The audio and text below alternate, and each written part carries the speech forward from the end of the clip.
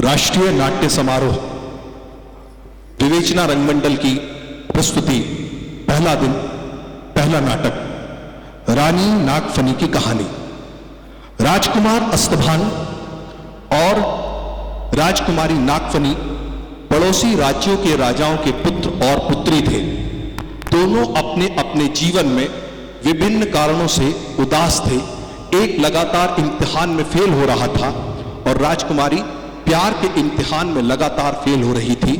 तत्कालीन परिस्थितियों में जब दोनों ने आत्महत्या करने का निर्णय लिया तो राज्य के द्वारा स्थापित आत्महत्या सहायता केंद्र में दोनों ने जाने का निर्णय लिया और वे दोनों आत्महत्या के लिए बाकायदा एप्लीकेशन देकर वहां पर पहुंचे। मगर इस यात्रा के दौरान वेटिंग में ही दोनों ने एक दूसरे को देखा और उन्हें लगा कि उनका अधूरापन पूरा हो गया और वो दोनों एक दूसरे की तरफ कॉम्प्लीमेंट्री सप्लीमेंट्री बनकर आगे बढ़ने के निर्णय पर चलने लगे। और जैसा कि होता है, अस्तभान के पिता अपने पुत्र के रूप में दहेज का धन लाना चाहते थे और पुत्री का पिता राजा इस बेटी के माध्यम से अपनी शक्ति का विस्तार करना चाहता था। दोनों का प्रेम, दोनों के पिता एक खलनायक के रूप में, इन दोनों के प्रेम का संघर्ष, इस संघर्ष के दौरान आने वाले समाज के विभिन्न चरित्र, बात परसाई की है तो व्यंग के रंग तो होंगे ही।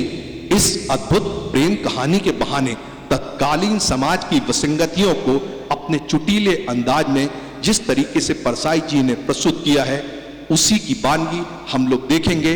तो लीजिए, आपके सामने प्रस्तुत है हरिशंकर परसाई द्वारा रचित, जिसके गीत लिखे हैं मशहूर शायर इरफान झांसी ने, जिसका संगीत दिया है देश के लब्ध प्रतिष्ठित संगीतकार श्री मुरलीधर नागराज जी ने, जिसके निर्देशक हैं प्रगति विवेक पांडे। रानी नागफनी की कहानी।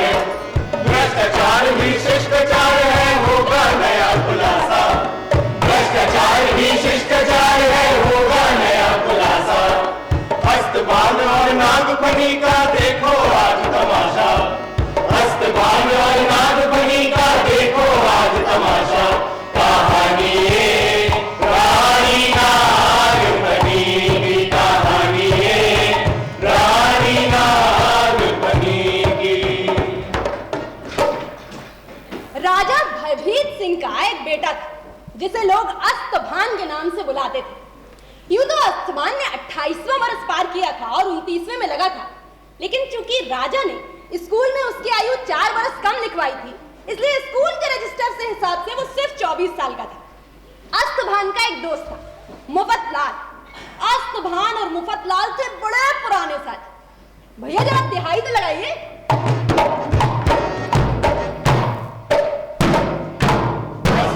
और मुफतलाल थे बड़े पुराने साथी, बड़े पुराने साथी भैया, बड़े पुराने साथी। एक दूसरे के साथ बिना ना कोई चीज की भाती, ना कोई चीज की भाती, ना कोई चीज की भाती। साथ पले थे, साथ बड़े थे, साथ कबड्डी खेले,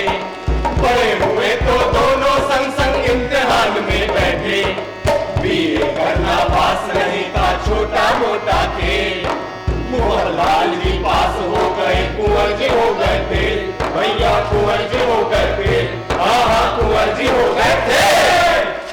कहानी ये रानी नागफनी की कहानी है, रानी नागफनी की कहानी है।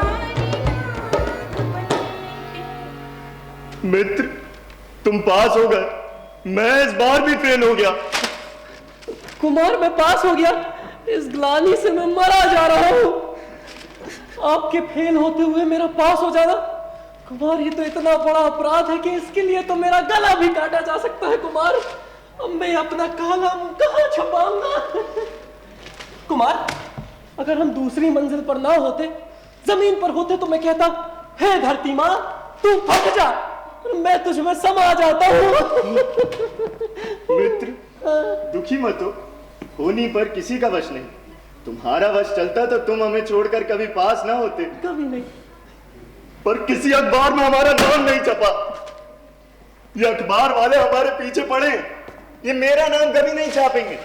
भला ये भी कोई बात है कि जिसका नाम अखबार वाले छापे वो पास हो जाए और जिसका ना छापे वो फेल। अब तो पास होने के लिए हमें अपना ही अखबार निकालना पड़ेगा। तुम्हें मैं उसका संपादक बनाऊंगा, तब तुम हमारा नाम पहले दर्जे में छापना। हाँ, पर मेरे छापने से विश्वविद्यालय वाले कैसे मानेंगे? तो इन अखबार वालों की बात क्यों मान लेता है? कुमार की ये बात सुनकर मुझे हंसने का मन हुआ, लेकिन राजा और राजकुमार की बेवकूफी पर हंसना कानूनन जुर्म है आज तक। कुमार, कुमार, पास और फेल तो विश्वविद्यालय करता है, अखबार तो केवल उसकी सूचना मात्र ही छापते हैं। सखा, अब हम आत्महत्या करेंगे। 4 बार हम बीए में फेल हो चुके हैं। फेल होने के बाद आत्महत्या करना वीरों का कार्य है। हम वीर कुल के हैं, क्षत्रिय हैं, हम आन पर मर मिटते हैं। हमें तो पहली बार फेल होने पर ही आत्महत्या कर लेनी थी, पर हमने विश्वविद्यालय को 3 और मौके दिए। बस अब बहुत हो चुका, हमें आत्महत्या कर ही लेनी चाहिए। तुम जाओ, जाकर इसका प्रबंध करो। अरे मैं तो चाहता था कि अस्तभान अभी और जिंदा रहे। मैंने डिप्टी कलेक्टर के लिए अर्जी डाली थी और चाहता था कि अस्तभान उसकी सिफारिश कर दे, मगर कुमार, कुमार, इतनी जल्दी मन को छोटा मत कीजिए। आप तो वीर कुल के हैं, आपके कुल में तो वैसे भी विद्या की परंपरा नहीं है। आपके पिताजी को ही ले लीजिए, 8वीं के आगे नहीं बढ़े, और आपके प्रातः स्मरणीय पितामह, I mean दादाजी, अरे वो तो अंगूठा लगाते थे, अंगूठा। और ऐसे कुल में जन्म लेकर आप, कुमार, आप तो बीए तक पढ़े, बीए तक। ये क्या कोई कम महत्व की बात है? और इसके लिए तो आपका सार्वजनिक अभिनंदन होना चाहिए। कुमार, कुमार, ये पढ़ना लिखना हम छोटे लोगों का काम है, हमें नौकरी करके पेट जो पालना होता है। मगर आपकी तो पुश्तैनी जायदाद है, राजनीति। हाँ, आप क्यों विद्या के चक्कर में पड़ते हैं? मित्र, हाँ? मैं बहुत दुविधा में पड़ गया हूं। तू तो जानता है मैं तेरी हर एक सलाह मानता हूं। अरे मैं तो सोचता हूं कि आत्महत्या कर ही डालूं। ठीक है कुमार, कर लीजिए। या अभी ना करूं? हाँ, मैं भी ऐसा ही सोचता हूँ। 1 साल और रुकूंगा, अगले साल जरूर कर लूंगा। क्या कहते हो? मेरा भी यही मानना है, अगले साल ही करिए। अरे पर फेल तो अगले साल भी होना है, इससे अच्छा कि आज ही आत्महत्या कर डालूं। हाँ ठीक है कुमार, जैसे तब वैसे अब तो कर ही डालिए। मित्र, हाँ? मैं इसलिए तो तेरी कद्र करता हूं रे। तू एकदम स्वतंत्र और नेक सलाह देता है। अरे तुझसा सलाहकार पाकर तुम्हें धन्य हो गए। ये तो कुमार का बड़प्पन है बस। लेकिन कुमार, मैं तो आपके सामने एक बहुत ही छोटा आदमी हूँ। लेकिन हाँ, इतना अलबत्ता है कि जो बात आपके भले की होगी वही करूंगा। मुंह देखी बात करना मुझे नहीं आता, फिर चाहे आपको भला लगे या बुरा। मैं जानता हूं। तो मित्र, अब ये तय रहा कि हम आत्महत्या करेंगे। इसके लिए सारा प्रबंध तुम्हारे जिम्मे। प्राचीन काल से लेकर अभी तक आत्महत्या करने के जितने तरीके अपनाए गए हैं, उन सबका अध्ययन करो और ऐसा तरीका चुनो जो स्थिति के अनुकूल हो, और हाँ, हमारी प्रतिष्ठा के योग्य हो, ये मत भूलना। पर कुमार, मैं भी आपके साथ आत्महत्या करूंगा।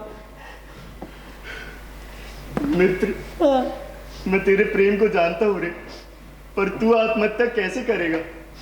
तू तो पास हो गया है, तूने डिप्टी कलेक्टर के लिए दरख्वास्त भी दी है। तेरे लिए अवसर नहीं है मित्र, तेरे लिए आत्महत्या का अवसर तब आएगा जब तेरी नौकरी नहीं लगेगी। क्योंकि तू तो जानता है कि कोई युवक परीक्षा में फेल होने से चाहे बच जाए, लेकिन बेरोजगारी से नहीं बच सकता। तू बेरोजगारी के कारण आत्महत्या करना और मुझसे आ मिलना। हाँ। पर कुमार, तब तक यहाँ गुजर कैसे होगी? मेरा सारा खर्चा पानी तो आप ही उठाते हैं कुमार, और मैं तो यहाँ किसी को जानता भी नहीं। मैं जानता हूं कि मेरे बिना तेरा जीवन दूभर हो जाएगा मित्र। मैं ना डिप्टी कलेक्टर के लिए तेरी सिफारिश कर जाऊंगा। पब्लिक सर्विस कमीशन मेरी अंतिम इच्छा को अवश्य मानेगा। जी, पर तब तक यहाँ मन कैसे लगेगा कुमार? नहीं मित्र, अरे मेरी मृत्यु की खबर फैलते ही तुझे जगह जगह शोक सभाएं करवाना है, और तुझे मेरा स्मारक भी तो बनवाना है। अरे तू नहीं रहा तो मेरा स्मारक कौन बनवाएगा मित्र? स्मारक के लिए तू चंदा इकट्ठा करेगा ही। हाँ। उससे तू कमीशन बांध सकता है, ठेकेदारों से कमीशन ले सकता है, और तू चाहे जितने वर्ष स्मारक का काम खींच सकता है। इससे तेरी जीविका की समस्या भी हल हो जाएगी और हमारा स्मारक भी बन जाएगा। हाँ, है ना? हाँ। मित्र, अब तुम जाओ। हाँ। मुझे बहुत चिट्ठियां लिखनी है। जी। सचिव। जी कुमार। अब पिताजी को एक चिट्ठी लिखो। पूज्य पिताजी, जब तक आपको ये चिट्ठी मिलेगी तब तक मैं संसार से कूच कर जाऊंगा। आपके हृदय को थोड़ा आघात अवश्य लगेगा, ऐसी मुझे आशा है, पर आप ये सोचकर शांति प्राप्त करेंगे कि आपके बेटे ने एक महान उद्देश्य के लिए प्राण उत्सर्ग किया है। पिताजी, अपने कुल में विद्या की परंपरा नहीं है। मैंने पाठ्य पुस्तकों को कभी नहीं छुआ, न परीक्षा में अध्यापकों की बातें कान पर धरी। मैंने केवल उन नोट्स और कुंजियों का अध्ययन किया जो एन एक्सपीरियंस प्रोफेसर और एक गोल्ड मेडलिस्ट लिखते हैं। मैंने इनमें इतना मन लगाया कि परीक्षा कॉपी में मैंने लिखा कि जूलियस सीजर नाटक का लेखक एन एक्सपीरियंस प्रोफेसर है और विनय पत्रिका एक गोल्ड मेडलिस्ट ने लिखी है। अरे मैंने इतने अच्छे अच्छे और सही उत्तर लिखे, पर परीक्षक कहते हैं कि ये गलत है। मैंने प्रश्न पत्र आउट कराने की भी कोशिश की और मैं कुछ अंशों में सफल भी हुआ। फिर मैंने यूनिवर्सिटी से पेपर चुराने की भी कोशिश की, पर पकड़ लिया गया। फिर आपने मामले को दबाया। परीक्षा में मैंने भर सक नकल की। परीक्षा के बाद परीक्षकों को आपने मनमाना रुपया भी दिया। कुछ ने नंबर बढ़ाए, कुछ रुपया खा गए, लेकिन नंबर नहीं बढ़ाए। और इन्हीं लोगों के कारण मैं फेल हो गया पिताजी। हमारे वीर कुल के लिए बहुत ही लज्जा की बात है पिताजी। अच्छा, अब मुझे आज्ञा दे कि उस लोक में मुझे पढ़ाई की झंझट से मुक्त रखा जाए, बस। आपका भागा बेटा अस्तबाद। हाँ, एक छोटी सी बात और। आपने मेरी गर्लफ्रेंड में सुरमा देवी से मेल जोल बढ़ाना चाहा था, जो बढ़ने नहीं दिया था मैंने, लेकिन आज से मेरी गर्लफ्रेंड आपकी। अब सुनो, जो मैं कहने जा रहा हूं वो कल के सारे अखबारों के फ्रंट पेज में छापना। मैं इस दुनिया से बहुत दूर चला गया हूं, जहां है दुनिया वालों, तुम्हारा अन्याय मुझे छू नहीं सकता। पर मैं पूछता हूं कि क्या तुमने मेरे साथ अच्छा सलूक किया? मैं चाहे जितना पैसा खर्च कर सकता था, बदले में एक छोटी सी चीज चाहता था, एक छोटी सी बीए की डिग्री, जो हर साल लाखों लोगों को मुफ्त में मिल जाती। मैं विश्वविद्यालयों से पूछता हूं कि ये कहां का न्याय है कि जिन्हें 2 जून खाने को रोटी नहीं मिलती, उन्हें डिग्री मिल जाती है और हम फेल हो जाते हैं। हमें, जिन्हें बिना परीक्षा के ही डिग्री दे देनी चाहिए, एक एक नंबर के लिए दर दर भटकना पड़ता है। और जिनके पास फूटी कौड़ी नहीं है, वो घर बैठे नंबर पा जाते हैं। घोर अन्याय है ये। इसलिए मैं इस अन्याय के विरोध में आत्महत्या कर रहा हूं। मेरे बलिदान से लोगों की आंखें खुले और वे आगामी पीढ़ियों के लिए न्यायोचित व्यवस्था करें। इसलिए मैं इस संबंध में निम्नलिखित सुझाव देना चाहता हूं, जिस पर विश्वविद्यालयों की एकेडमिक काउंसिल विचार करे। पहली, एक खास आमदनी के ऊपर वालों के पुत्र पुत्रियों को बिना परीक्षा लिए सम्मान पूर्वक डिग्री दे देने की व्यवस्था हो, और यह व्यवस्था मंत्री और प्रधानमंत्री के लिए भी लागू की जाए। दूसरी, प्रति पेपर जो एक खास रकम दे सके उसे उस पेपर में नकल कराने का सुविधा दिया जाए। इसके लिए उस विषयों के जानकार प्रोफेसरों को नियुक्त किया जाए और उन्हें इसका अलग अलाउंस भी मिले। तीसरी और सबसे महत्वपूर्ण चीज, जिस तरह बाजार में और चीजें बिकती हैं उसी तरह नंबर भी बिके, और जिसमें सामर्थ्य हो वो नंबर खरीद ले। हमें विश्वास है कि हमारा बलिदान व्यर्थ नहीं जाएगा और विद्या के क्षेत्र में न्याय की प्रतिष्ठा होगी। अब लाओ हमारे दस्तखत ले लो। कुमार, कुमार, आत्महत्या के संबंध में मैंने जो भी खोजबीन करी उससे इस निष्कर्ष पर पहुंचा हूं कि आप पानी में कूदकर अपनी जान दीजिए। वो क्या है ना, प्रेम में और परीक्षा में फेल होने वाले जल समाधि लेते हैं, लेकिन आप जल समाधि लेंगे कहां? क्योंकि आम आदमी तो चुल्लू भर पानी में भी डूब के मर जाता है, मगर आप जैसे महान इंसान को तो अधिक पानी लगता है। कुमार, आप ना भेड़ा घाट के जल प्रपात में कूदकर अपनी जान दीजिए। मैंने सारे नौकरों को कह दिया है कि वो वहां जाए, तंबू लगाए, सारा जरूरी सामान भी ले जाए। हम वहां सुबह जाएंगे और तीसरे ही पहर आप आत्महत्या कर लीजिए। मित्र, हाँ। मैं बहुत थक गया, रात भर अच्छी नींद नहीं आई और माथा भी बहुत भारी है। हमें जरा आराम करने दो। अगर तबीयत खराब हो गई तो आत्महत्या का कार्यक्रम टालना पड़ जाएगा। वाह, ए सुनो, ए मंडली सुनो, ये देखो, ऐसी शांति ना संतों के लिए भी ईर्ष्या की वस्तु है। कल आत्महत्या करनी है और आज ऐसी चैन की नींद ले रहे हैं। दिन में 18-18 घंटे काम करने वाले महापुरुष ऐसे ही होते हैं। कुदरती की राम की सीमा आगे बढ़ ना पाए, चेहरे पढ़ने वाले मेरे दिल को पढ़ ना पाए। अपनों की महफिल में ठहरे अब तो हम अनजाने, किसको अपना हाल सुनाए सब है हमें गाने। कहानी ये रानी नाग फनी की कहानी है, रानी नाग फनी की।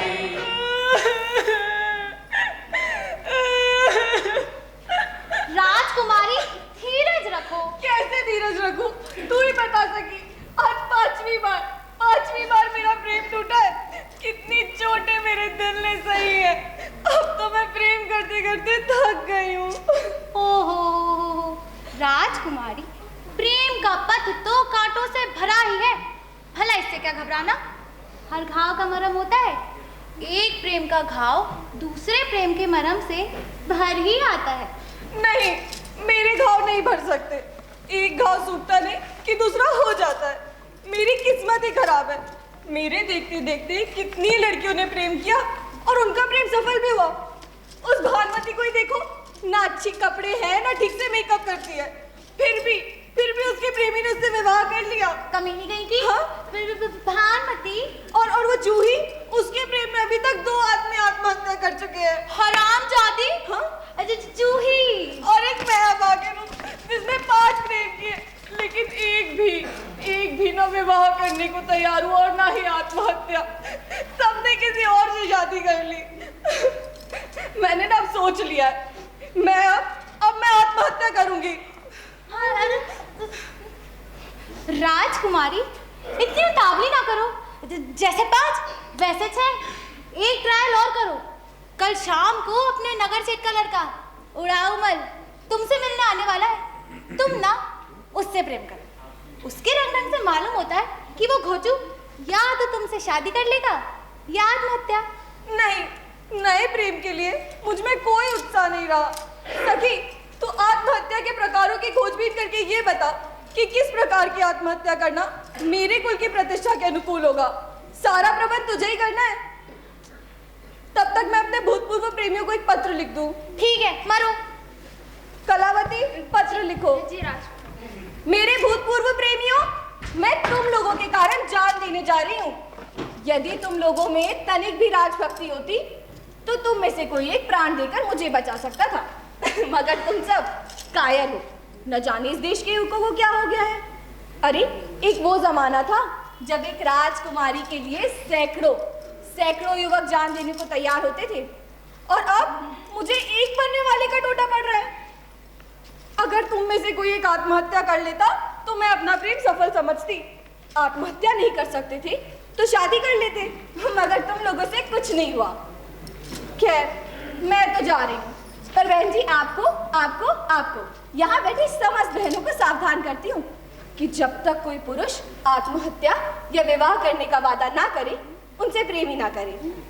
कलावती, लिख लिया? जी राज। लाओ मैं दस्तखत कर दूँ। राजकुमारी, राजकुमारी, राजकुमारी, राजकुमारी। अरे हट कमीनी, हट। राजकुमारी, मैंने थोड़ी बहुत खोजबीन के बाद आत्महत्या करने की प्राचीन और नवीन विधियों का अध्ययन किया है। हाँ? पुराने जमाने में आग में कूदने की प्रथा थी, मगर अब कुछ स्त्रियां साड़ी पर तेल डालकर ही आग लगा लेती। जहर खाने और फांसी लगाने की भी प्रथा है। और अधिक भावुक स्त्रियां तो दूसरी स्त्रियों के अच्छे कपड़े और जेवर देखकर ही प्राण त्याग देती। हाँ, मगर तुम इतनी भावुक नहीं हो, और ना किसी स्त्री के पास ऐसी कोई चीज हो सकती है जिसे देखकर तुम ईर्ष्या करो। हाँ, पति को छोड़कर। क्या कहा? राजकुमारी, तुम्हें जल समाधि लेनी चाहिए। अधिक निराश प्रेमिकाएं भेड़ाघाट के जलप्रपात में कूदकर अपने प्राण त्याग देती हैं। तुम भी कल सुबह चलकर वहां डेरा डालो और दोपहर तक अपने प्राण त्याग दो। नहीं सखी, वहां तो बड़ा गहरा पानी होगा, मुझे डर लगता है। इसकी ऐसी की तैसी, इसको मरना भी है, इसको डरना भी है। राजकुमारी, जो डर गया वो मर गया, और तुम्हें तो वैसे भी मरना है। हाँ ठीक है, लेकिन राजकुमारी, मैं भी तुम्हारे साथ चलूंगी। नहीं मेरी प्यारी करेला मुखी, तेरे मरने का कोई कारण नहीं है। अभी तो तूने किसी से प्रेम भी नहीं किया। मेरे प्रेम में व्यस्त रहने के कारण तुझे अपना प्रेम करने का समय ही नहीं मिला। अब तो मन लगाकर प्रेम करना। लेकिन राजकुमारी, मेरा अब कौन सहारा है? मेरा खर्चा पानी कौन उठाएगा? घबरा मत, मैं तेरा सारा इंतजाम कर जाऊंगी। मैं तुझे इतना धन दे जाऊंगी जितना जयललिता ने भी शशिकला को नहीं दिया होगा। सच्ची? सच्ची। अगली, धन से बड़ा संगी और मित्र कोई नहीं। अच्छा, अब तू जाकर आत्महत्या का प्रबंध कर, मुझे जरा आराम करना है।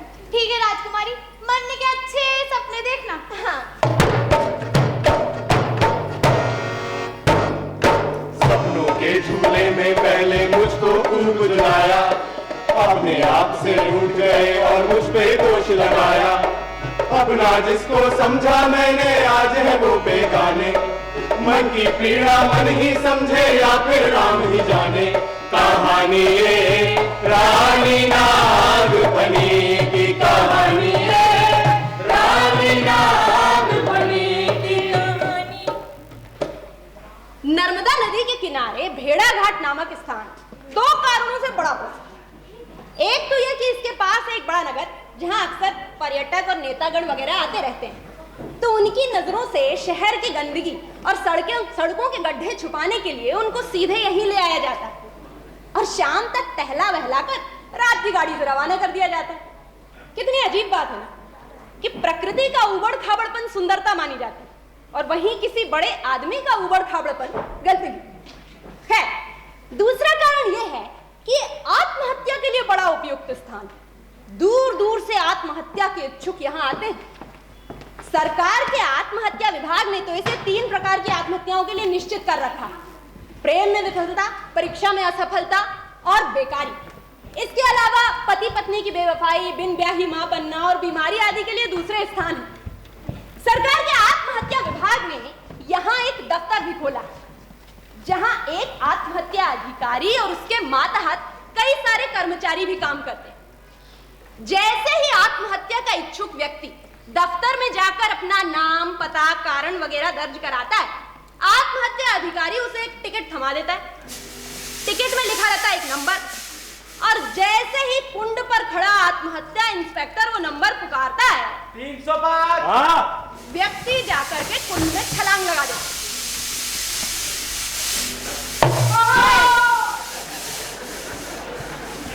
अब आप सोच रहे होंगे कि ऐन मौके पर यदि किसी का साहस ढीला पड़ गया तो जी कोई बात नहीं, उसे सहायता प्राप्त करने का पूरा अधिकार है। उसके चाहने पर कर्मचारी उसे उठा के कुंड में फेंक भी सकते हैं। ऐसे और तो और यहाँ तो आंकड़ा विभाग ने भी एक दफ्तर खोला है जो प्रतिदिन के आंकड़े इकट्ठे करके प्रधान कार्यालय पहुंचाता है। राज्य को आंकड़ों की बड़ी चिंता रहती है। राज्य के आधे कर्मचारी तो काम करते हैं और आधे आंकड़े इकट्ठे करते हैं। अब जैसे पाठशालाओं में पढ़ाई कम होती है, मध्याह्न भोजन के आंकड़े अधिक इकट्ठे होते हैं। राज्य के आंकड़े देश भर में प्रसिद्ध हैं। अब बताइए, ऐसी बढ़िया आत्महत्या की व्यवस्था है और किसी राज्य में? देश विदेश से बड़े बड़े प्रतिनिधि मंडल आते हैं इस व्यवस्था का अध्ययन करने। इस बार कुंड में काफी भीड़ है। परीक्षा के रिजल्ट अच्छे नहीं आए। हालांकि सरकार ने एक जांच कमेटी बनाई कि इस बात का जो पता लगाए कि शिक्षा के गिरते स्तर का कारण क्या है। कमेटी ने 2-3 सिफारिशें दी, जिनमें से एक प्रमुख सिफारिश ये थी कि यदि शिक्षा का स्तर ऊंचा उठाना है तो शिक्षकों का वेतन घटा देना चाहिए और ऐसे व्यक्ति को शिक्षक बनाना चाहिए जिसे और कहीं नौकरी नहीं मिल रही। यदि सब तरफ से अयोग्य ठहराया गया आदमी शिक्षक बनाया जाएगा और उसका वेतन भी कम होगा तो वह स्वतः ही त्याग और सेवा की भावना से काम करेगा और शिक्षा का स्तर भी स्वतः ही ऊंचा उठ जाएगा। ऐसी ही एक जांच कमेटी बनाई गई प्रेम में विफलता के कारणों का पता लगाने के लिए। उसने 2-3 साल की परिस्थितियों का अध्ययन किया और पाया कि प्रेम टूटता ही इसीलिए है कि प्रेम होता है तो प्रेम को होने ही ना दिया। स्कूल कॉलेजों में कुछ ऐसी व्यवस्था की जाए कि लड़के लड़कियां एक दूसरे के संपर्क में ही ना आ पाए बल्कि एक दूसरे से घृणा करना सीखें। कुछ राजनीतिक पार्टियों ने तो पहले ही इसका दायित्व संभाल लिया है और स्कूल कॉलेजों में समय समय पे अपने मुस्टंडे भेजती रहती हैं। यहां तक कि सिफारिश में तो यह भी कहा गया है कि युवक युवती विवाह के समय ही ये जान पाए कि अरे मनुष्य प्रजाति में उनसे भिन्न भी कोई प्राणी। ये दोनों सिफारिशें इस साल के अंत तक लागू हो जाएंगी और इससे पूरा फायदा मिलने की उम्मीद है। अरे बाप रे, ये तो राजकुमारी और राजकुमार के तंबू गड़ गए। तो क्या ये लोग सचमुच आत्महत्या कर लेंगे? चलिए जरा पता तो लगाएं।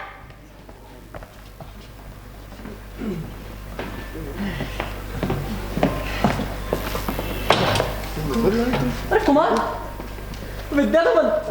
अरे विद्याधमन, तुम आओ बैठो।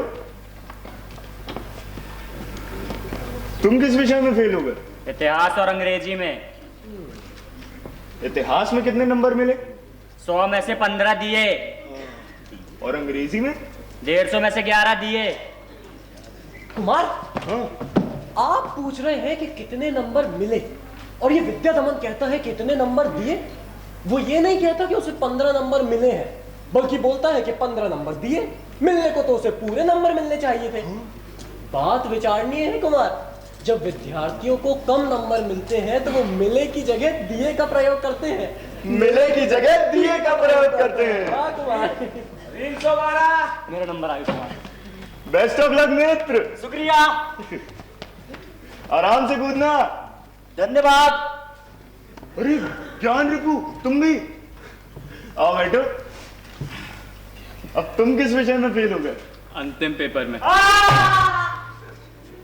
अंतिम पेपर यानी अर्थशास्त्र? अरे नहीं, हाँ। अर्थशास्त्र का अंतिम पेपर नहीं है। मैं बताता हूँ। जितने पेपर विश्वविद्यालय के विवरण पत्रिका में लिखे हैं उनके बाद भी एक पेपर होता है जो सबसे महत्वपूर्ण है पर जिसका कहीं उल्लेख नहीं। इस पेपर का विषय होता है यह पता लगाना कि किस विषय की उत्तर कॉपियां किसके पास जचने गई हैं और फिर उनसे नंबर बढ़वाना। जो इसमें पास हो जाता है ना वो सब में पास हो जाता है। क्या बात है। मैं इसी में फेल हो गया कुमार। 317। अच्छा, मेरा नंबर आ गया। ठीक है मित्र, हैप्पी जर्नी। हम भी आते हैं। कुमार, हाँ। आपका भी नंबर आने वाला है। अरे हाँ, हाँ हम तुरंत तैयार होके और श्रृंगार करके आते हैं मित्र। जी बिल्कुल। छोटे छोटे काम के पहले तैयार होना, बाद बाद में श्रृंगार करने का चलन इन्होंने ही लाया है। हम अस्तमान के आदमी हैं, हटो। सुभान अल्लाह।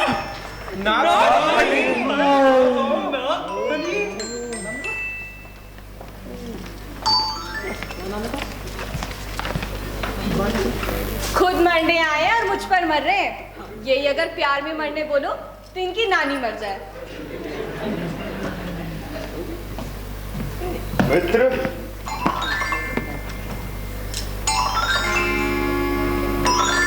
हाय, मन की अंगनाई में कोई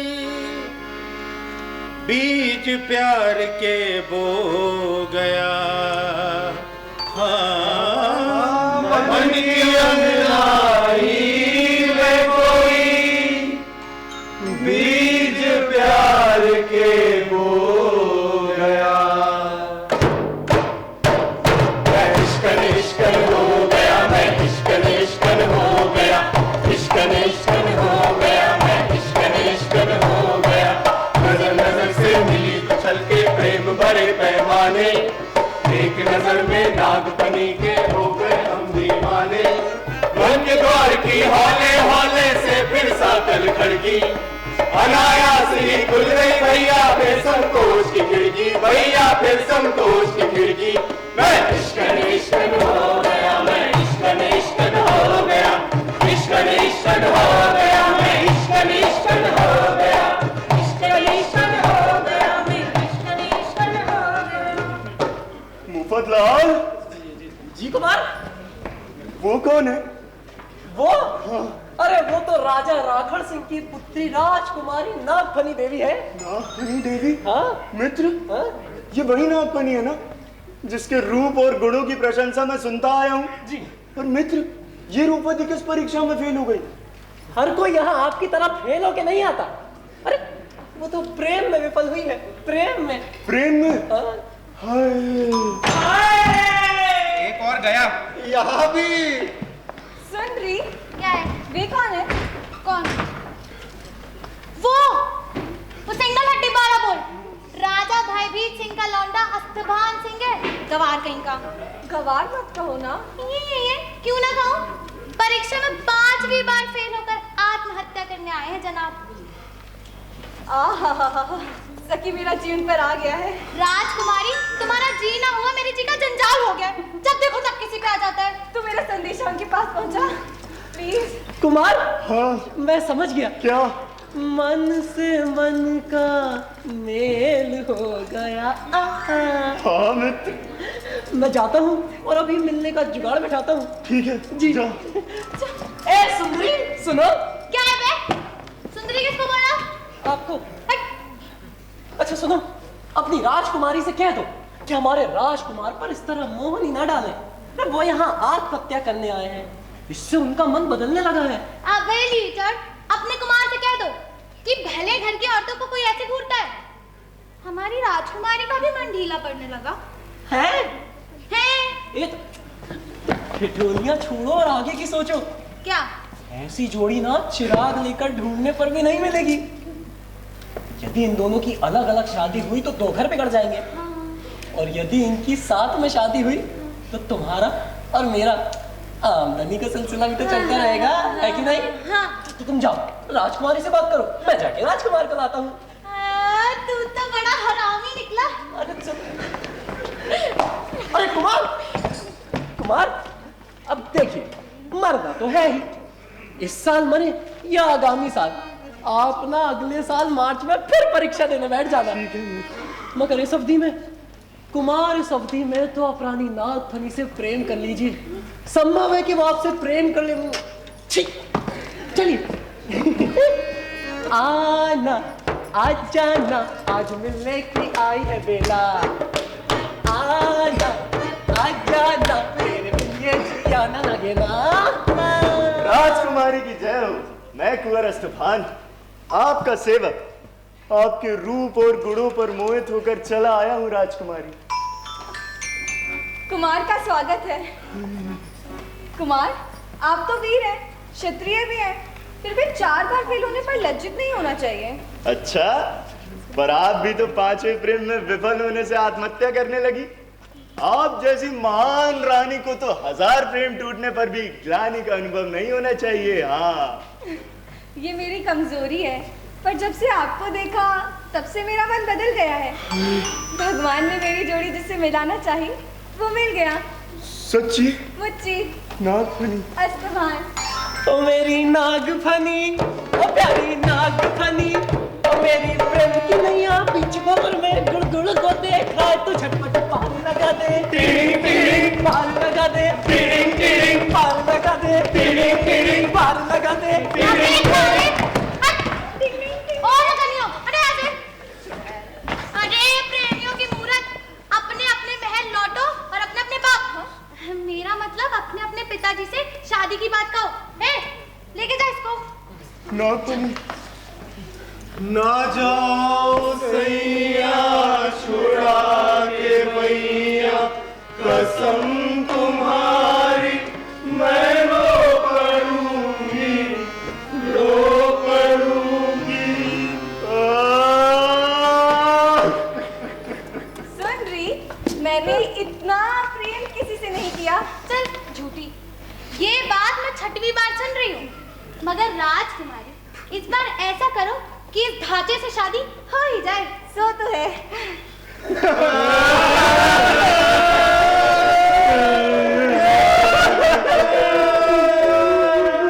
अरे चुप! अब तुम लोग क्यों रो रहे हो? कुमार, हम पत्रकार हैं, हमें आपकी आत्महत्या से अच्छी स्टोरी मिल रही थी, पर वो बर्बाद हो गई। कुमार, हम सब ने अपने अखबारों को स्थान खाली रखने के लिए तार कर दिए थे, लेकिन अब हमको भी डांट पड़ेगी। अरे हम तो कब से कैमरे में रील भर के खड़े थे, सब बर्बाद कर दिया आपने। अममिया 2 महत्वपूर्ण घटनाएं हो रही थी। इतना अच्छा डबल कॉलम समाचार जाता, सब मिट्टी मिली कर दिया। दोस्तों, ये भी बड़ी विचित्र बात है। अरे किसी के प्राण बचने से आप लोगों को तो प्रसन्नता होनी चाहिए, मगर आप लोगों को दुख हो रहा है। क्या किसी की मौत से आप लोगों को फायदा होता है? मियाँ, हम पत्रकार हैं और हमारे लिए ना मौत केवल एक समाचार होती है। अगर हर एक मौत पर रोने लग जाएंगे ना तो सारी जिंदगी जो है रोते हुए बीत जाएगी। अजय कुमार और राजकुमारी ने जो आत्महत्या की तैयारी की थी ना, उससे सनसनीखेज स्टोरी बन सकती थी, लेकिन लाहौल बिलाकुवत सब मिट्टी कर दिया।